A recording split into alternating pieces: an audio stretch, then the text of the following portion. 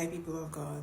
If you can see me, God bless you. Let's talk about victimhood and how it affects narcissistic, antisocial, and or demonic personalities.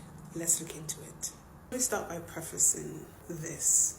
Real victimization exists, right? Scapegoated individuals, targeted individuals. You know what I'm talking about. You've been genuinely abused, neglected, betrayed, oppressed, scapegoated, harmed. This message is not for you. The people that this message concerns are the people who choose the victim mentality as an identity, as a strategy. So the people who have chosen to use their pain, selective helplessness, blame shifting, or persecution narrative to avoid responsibility, to control others, or to gain sympathy, or to excuse their harmful behavior. This message is for them. Now that's out of the way, let's begin the message. So why do narcissistic, antisocial, or demonic personalities use the victim narrative? I hear you ask. So manipulative personalities use the victim script because they serve functions. Oh yes. Number one, image management. So if they portray themselves as the victim every single time, they don't have to be the aggressor. That's why they always have people flock to them, and the real victims are always left alone. Two, it is to harvest your energy,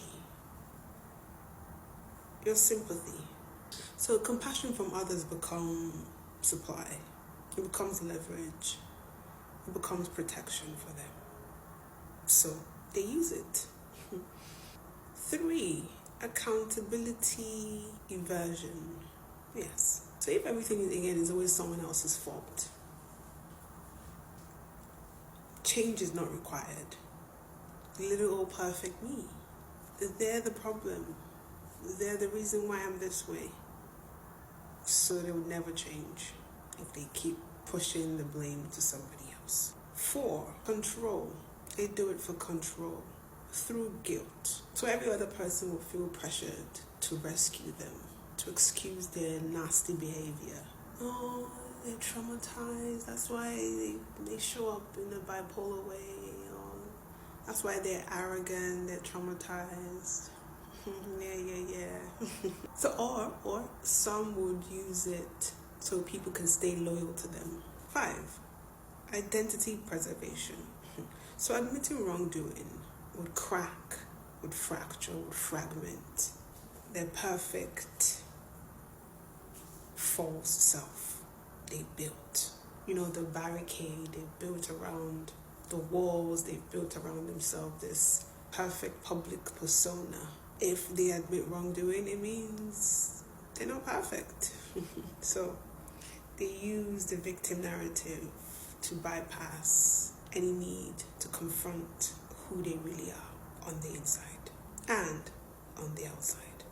So why do these individuals or these personalities get stuck there psychologically? It's because the victim mentality becomes rewarding to them. So the secondary gains that they enjoy are attention. There's a reduced expectation from them. Oh, the broken individual.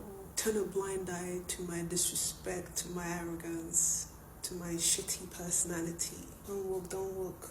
Don't expect anything from me. It's excuses for their failures in life. And in everything that they do, they have an excuse because they're the victim. There's this twisted moral superiority they have, or that they enjoy with it. I'm the wronged one, I'm the harmed one, I'm the broken one, I'm the damaged one. So again, pity me. It's manipulation. Yes, manipulation power that they enjoy from being a victim. So if you have the eyes to see them, sometimes you see them smirk when they think, oh, if only this person knows that I'm pretending. Some of us know you're pretending. Anyways, lastly, avoidance of shame. So if this trickery of being a victim keeps giving me rewards, they'll keep repeating it. There's no more shame in it. It becomes an identity that they wear with pride. So here's why this victim mentality won't quite work anymore, or even if it won't be as effective anymore, right? Because everyone is hip to the game now. Culturally, psychologically, spiritually, people are waking up. So people increasingly recognize gaslighting now. Davo, deny, attack, victim, reverse victim offender, the trauma dumping without growth, the chronic blame shifting, weaponized vulnerability, weaponized incompetence that you perform, your performative victimhood. So people can see through it now. Most people who are locked in would ask you now, where is the accountability? Where's the growth? Where's the changed behavior? Why are your stories always one-sided? Why is everyone always the villain? They're asking the right questions now. We're teaching discernment. Discernment is increasing. Spiritually, you want to know the truth? Victim identity, victim mentality can become bondage. Yes. It's when someone clings consistently to victimhood long after survival. The pain becomes your throne. Yeah. So that's why you all need to learn from empaths. We don't walk around like a wounded lion seeking for whom to kill, steal, and destroy. Yeah. We understand that whatever experiences we've had is not your responsibility, but ours to address, heal from it, and move on. So when you don't do that, when you make everything somebody else's fault, when you hang on to your victim identity, you unconsciously worship grievance, resentment, helplessness, revenge, the attention you get from it, instead of the healing, the truth, the freedom, and the responsibility. So it becomes very dangerous because your victim identity that you're choosing gets to shape your destiny.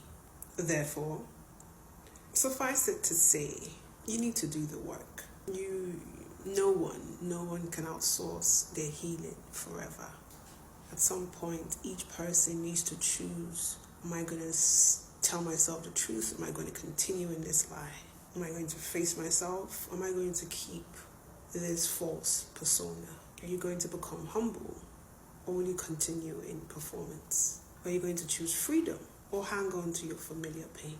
Truth is, no one, no healer, no preacher, no pastor, no one can do the inner work for you but yourself.